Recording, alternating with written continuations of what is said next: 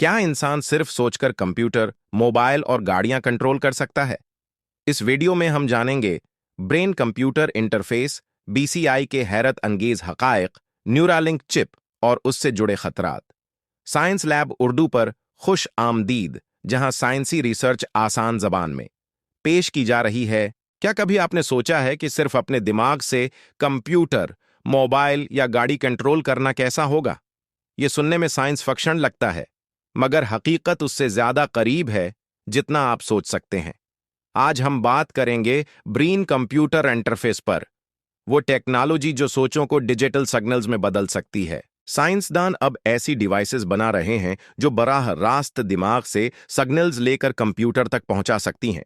सबसे मशहूर प्रोजेक्ट है इलॉन मस्क का न्यूरालिंक, एक छोटी सी चिप जो दिमाग में नस्ब की जाती है और आपके ख्यालात को पढ़ सकती है।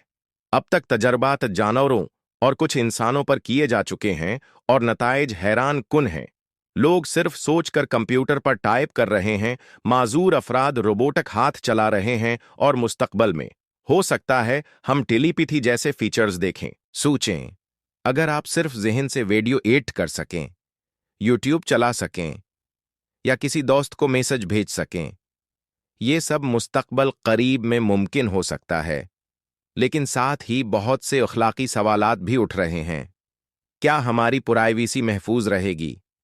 क्या कोई हमारी सोचों को हैक कर सकता है? क्या आप सोचते हैं कि ब्रेन कंप्यूटर इंटरफेस इंसानों के लिए फायदेमंद होगा या खतरनाक? कमेंट में अपनी राय जरूर लिखें और मजीद दिलचस्प साइंसी हकायक जानने के लिए साइंस लैब उर्दू को सब्सक्राइब करना न भूलें। हमारी अगली वीडियो होगी टेलीपैथी हकीकत बनने वाली है। क्या हम बगैर बोले बात कर सकेंगे? और टेलीपैथी, टेक इन उर्दू, एआई, चिप्स और दिमागी नेटवर्क्स अब ऐसे राबते के करीब हैं जो सिर्फ फिल्मों में दिखते थे।